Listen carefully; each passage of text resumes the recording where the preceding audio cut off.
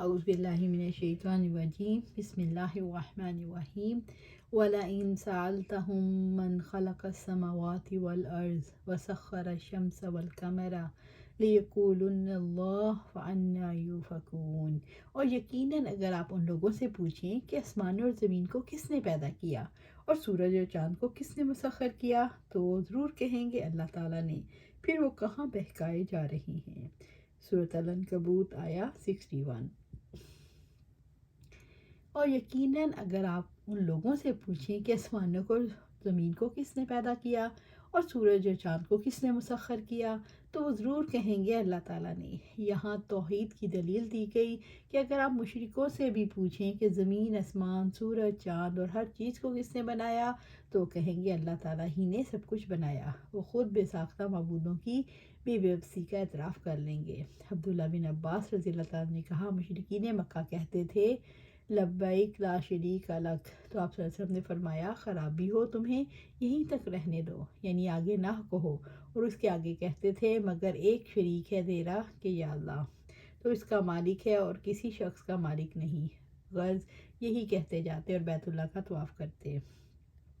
فَأَنَّىٰ يُؤْفَكُونَ، پھر وہ کہاں بہکائے جا رہے ہیں، یعنی توحید کے اقرار کے بعد وہ کیسے حق سے پھر جاتے ہیں۔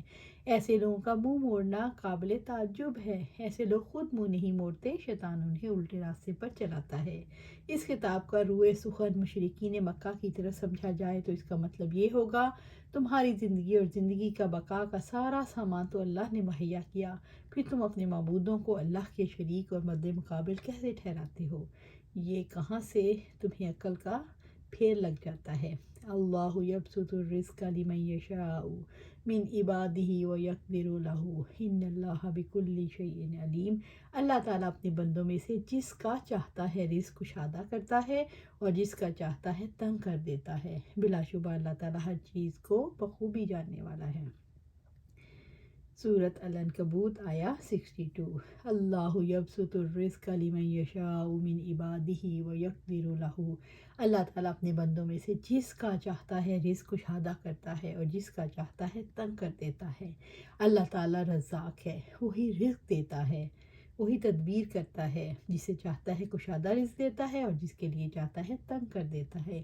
یہ اس کی حکمت ہے اور ہر ایک کو جس حال میں رکھتا ہے وہی بندوں کے لیے درست اور مناسب ہے۔ مشرکین مسلمانوں پر اعتراض کرتے تھے اگر تم حق پر ہو تو پھر مالی طور پر کمزور کیوں ہو۔ اللہ تعالیٰ نے اس کا جواب دیا، رزق کی کشادگی اور تنگی کا تعلق اللہ تعالیٰ کی حکمت سے ہے، رزق کی تنگی کا تعلق اللہ کے غضب سے نہیں، رزق کی کشادگی کا تعلق اللہ کی رضامندی سے نہیں۔ ان اللہ بکل شیء علیم، بلا شبہ اللہ تعالیٰ ہر چیز کو بخوبی جانتا ہے۔ اللہ تعالیٰ تمہاری مصلحتوں کو جانتا ہے، اس لیے وہ اس کے مطابق رزق کے فیصلے کرتا ہے۔ ابو ذر رضی اللہ تعالیٰ عنہ سے روایت ہے کہ آپ صلی اللہ علیہ وآلہ وسلم نے فرمایا پروردگار نے اے میرے بندو، میں نے ظلم کو اپنے اوپر حرام کیا اور تم پر بھی حرام کیا، تو تم آپس میں ایک دوسرے پر ظلم مت کرو۔ اے میرے بندو، تم سب گمراہ ہو مگر جس کو میں راہ بتلاؤں تو مجھ سے راہ مانگو، میں تم کو راہ بتلاؤں گا۔ اے میرے بندو، تم سب بھوکے ہو مگر جس کو میں کھلاؤں تو مجھ سے مانگو، کھانا مانگو تو میں تمہیں کھلاؤں گا۔ اے میرے بندو، تم سب ننگے ہو مگر جس کو میں پہناؤں تو کپڑا مانگو مجھ سے تو میں پہناؤں گا۔ اے میرے بندو، تم رات دن گناہ کرتے ہو اور میں سب گناہوں کو بخشتا ہوں، تو بخشش چاہو مجھ سے میں بخش دوں گا۔ اے میرے بندو، تم میرا نقصان نہیں کر سکتے اور نہ مجھ کو فائدہ پہنچا سکتے ہو۔ اگر تمہارے اگلے اور پچھلے آدمی اور جنات سب ایسے ہو جائیں جیسے تمہارا بڑا پرہیزگار شخص تو میری سلطنت میں کچھ اضافہ نہیں ہوگا، اور اگر تمہارے اگلے اور پچھلے آدمی اور جنات سب ایسے ہو جائیں جیسے تمہارا بڑا بدکردار شخص تو میری سلطنت میں کچھ کمی نہیں ہوگی۔ اے میرے بندو، اگر تمہارے اگلے اور پچھلے آدمی اور جنات سب ایک میدان میں کھڑے ہوں پھر مجھ سے مانگنا شروع کرے اور میں ہر ایک کو جو مانگے سو دوں، تب بھی میرے پاس جو کچھ ہے وہ کم نہ ہوگا مگر جیسے دریا میں سوئی ڈبو کر نکالو تو دریا کا پانی کم ہو جاتا ہے، اتنا بھی میرا خزانہ کم نہیں ہوگا۔ اس لیے دریا کتنا ہی بڑا ہو آخر محدود ہے اور میرا خزانہ بے انتہا ہے۔ یہ مثال ہے، اے میرے بندو، یہ تمہارے اعمال ہیں جن کو تمہارے لیے شمار کرتا رہتا ہوں، پھر تم ان کو اعمال کا پورا بدلہ دوں گا۔ سو جو شخص بہتر بدلہ پائے تو چاہے کہ اللہ کا شکر ادا کرے، اس کی کمائی بیکار نہ ہوگی، اور جو برا بدلہ پائے تو انہیں اپنے ہی تئیں برا سمجھے کہ اس نے جیسا کیا ویسا پایا۔ سعید بن عبدالعزیز رحمۃ اللہ علیہ نے کہا کہ ابو ادریس خولانی رحمۃ اللہ علیہ جب یہ حدیث بیان کرتے تو اپنی گھٹنوں کے بال گر پڑتے۔ وَلَئِن سَأَلْتَهُم مَّن نَّزَّلَ مِنَ السَّمَاءِ مَاءً فَأَحْيَا بِهِ الْأَرْضَ مِن بَعْدِ مَوْتِهَا لَيَقُولُنَّ اللَّهُ قُلِ الْحَمْدُ لِلَّهِ بَلْ أَكْثَرُهُمْ لَا يَعْقِلُونَ۔ اور یقیناً اگر آپ ان سے پوچھیں آسمان سے پانی کس نے نازل کیا، پھر اس کے ساتھ زمین کو اس کی موت کے بعد زندہ کیا، تو یقیناً ضرور کہیں گے اللہ تعالیٰ نے۔ آپ کہہ دیں سب تعریف اللہ کے لیے ہے، بلکہ ان میں سے اکثر نہیں سمجھتے۔ سورۃ العنکبوت آیا 63۔ قل الحمدللہ، آپ کہہ دیں سب تعریف اللہ کے لیے ہے۔ مشرکوں کے اقرار پر اللہ تعالیٰ کا شکر ادا کریں۔ آسمان سے بارش برسنے اور زمین سے نباتات پیدا ہونے میں جتنی مخلوقات کو رب العزت نے لگا رکھا ہے اور اس سے جو فائدہ ہے وہ اس پر اللہ کا شکر ادا کریں۔ اس سے پہلے اللہ سبحانہ تعالیٰ نے فرمایا اور یقیناً اگر آپ ان سے پوچھیں آسمان سے پانی کس نے نازل کیا، پھر اس کے ساتھ زمین کو اس کی موت کے بعد زندہ کیا، تو یقیناً وہ ضرور کہیں گے اللہ نے۔ آسمان سے بارش برسا کر زمین کو زندہ کرنے والا اللہ ہے۔ مشرک بھی ان باتوں کا اقرار کرتے ہیں، تو قل الحمدللہ، آپ کہہ دیں سب تعریف اللہ کے لیے ہے۔ بل اکثرہم لا یعقلون، بلکہ ان میں سے اکثر نہیں سمجھتے۔ یعنی اگر وہ عقل رکھتے تو پتھر کے بت نہ پوجتے۔ اللہ تعالیٰ تنہا رزق دینے والا، بارش برسانے والا، زمین سے نباتات اگانے پر قادر ہے، اور یہی حق رکھتا ہے کہ ہم اس کی عبادت کریں۔ وَمَا هَٰذِهِ الْحَيَاةُ الدُّنْيَا إِلَّا لَهْوٌ وَلَعِبٌ وَإِنَّ الدَّارَ الْآخِرَةَ لَهِيَ الْحَيَوَانُ لَوْ كَانُوا يَعْلَمُونَ۔ اور یہ دنیا کی زندگی کچھ نہیں مگر ایک دل لگی اور کھیل ہے، اور یقیناً آخرت کا گھر ہی یقیناً اصلی زندگی ہے، کاش وہ جانتے۔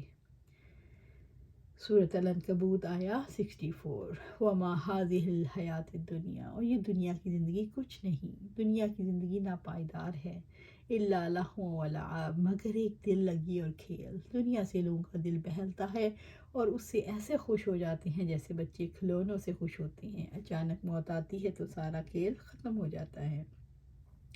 دنیا کی زندگی کھیل اور تماشے کے سوا کچھ نہیں۔ انسان ساری زندگی دنیا کمانے میں مصروف رہتا ہے، لیکن جب موت آتی ہے تو خالی ہاتھ چلا جاتا ہے، جیسے ریت کے گھرونڈے بنانے والے آخر میں تھکن کے سوا کچھ لے کر نہیں جانتے۔ وَإِنَّ الدَّارَ الْآخِرَةَ لَهِيَ الْحَيَوَانُ، اور یقیناً آخرت کا گھر ہی یقیناً اصلی زندگی ہے۔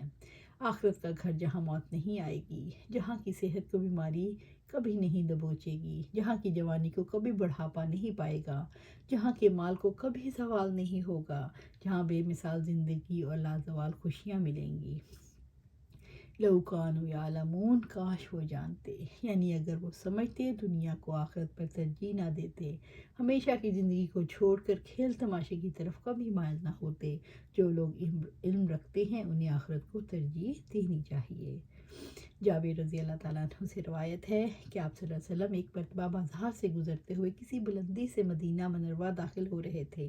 صحابہ کرام رضی اللہ اجمعین آپ صلی اللہ علیہ وسلم کے دونوں طرف تھے۔ آپ صلی اللہ علیہ وسلم بھیڑ کا ایک بچہ جو 2 کانوں والا تھا اسے مرا ہوا دیکھا۔ آپ صلی اللہ علیہ وسلم نے اس کا کان پکڑ کر فرمایا، تم میں سے کون اسے 1 درہم میں لینا پسند کرے گا؟ آپ صلی اللہ علیہ وسلم نے عرض کیا، ہم میں سے کوئی اسے کسی چیز کے بدلے میں لینا پسند نہیں کرتا، اور ہم اسے لے کر کیا کریں گے، کیونکہ یہ تو مردار ہے۔ تو آپ صلی اللہ علیہ وسلم نے فرمایا، کیا تم چاہتے ہو کہ یہ تمہیں مل جائے؟ صحابہ رضی اللہ تعالیٰ عنہم نے عرض کیا، اللہ کی قسم اگر یہ بھیڑ کا بچہ زندہ بھی ہوتا تو پھر بھی اس میں عیب تھا، کیونکہ اس کا کان چھوٹا ہے، حالانکہ اب تو یہ مردار ہے، اسے کون لے گا؟ آپ صلی اللہ علیہ وسلم نے فرمایا، اللہ کی قسم اللہ تعالیٰ کے ہاں یہ دنیا اس سے بھی زیادہ ذلیل ہے کہ جس طرح تمہارے نزدیک یہ مردار ذلیل ہے۔ اللہ سبحانہ تعالیٰ سے دعا ہے کہ اللہ سبحانہ تعالیٰ ہمیں قرآن و سنت پر عمل کرنے کی توفیق دے اور اس پر جمع دے. آمین یا رب العالمین.